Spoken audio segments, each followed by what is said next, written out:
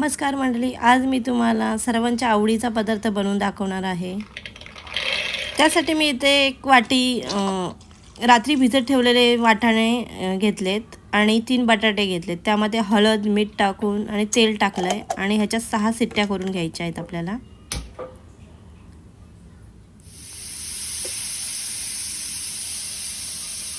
शिट्ट्या होत्या तोपर्यंत आपण इकडे आता हिरव्या चटणीची तयारी करतोय। त्यासाठी मी इथे पुदिना घेतलाय, कोथिंबीर घेतली, कढीपत्ता घेतलाय, 3-4 मिरच्या घ्यायच्या आहेत आपल्याला, आलं घ्यायचं आहे आणि हे मिक्सरला बारीक करून घ्यायचं आहे आणि मग ते गाळून घ्यायचं गाळणीने।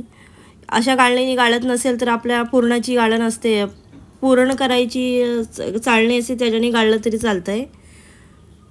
आणि त्यामध्ये आपण आता पाणीपुरी मसाला आणि आमचूर पावडर टाकायची, म्हणजे ते आणि थोडंसं मीठ टाकायचं आहे, म्हणजे हे पाणी आपलं रेडी झालं।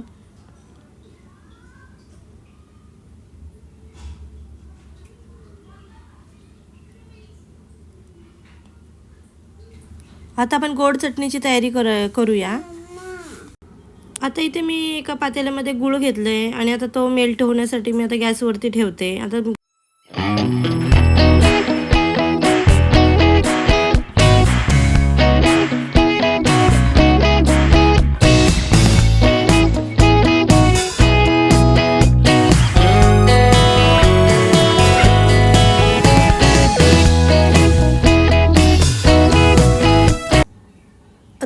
गूळ मेल्ट झाल्यानंतर ते चिंचेचं कोळ त्याच्यामध्ये टाकायचं आहे आणि नंतर मिक्स करून घ्यायचं सगळं।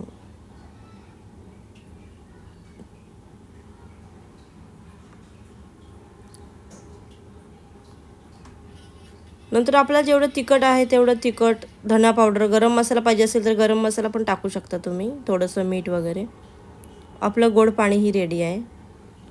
आता आपण रगडा बनवायला घेतला आहे।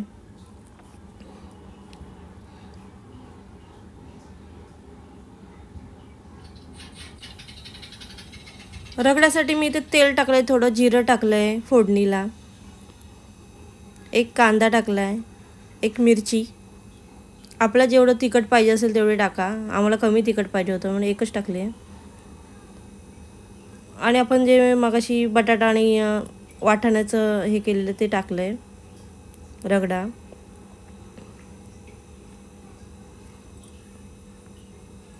आणि मिक्स करून घ्यायचं आहे।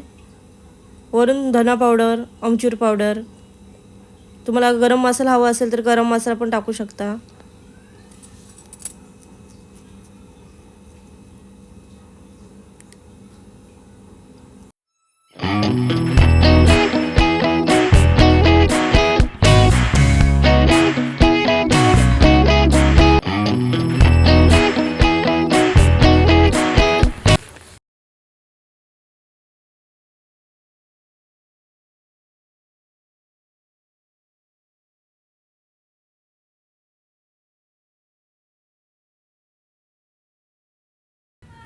आता थोडे मसाले, कोथिंबीर वगैरे परत टाकून घेतले आणि आता पुरी तळायला घेतले। मार्केटमध्ये रेडीमेड पुरी मिळतात, त्या पुऱ्या मी आणल्या होत्या, त्या तळून घेते आता।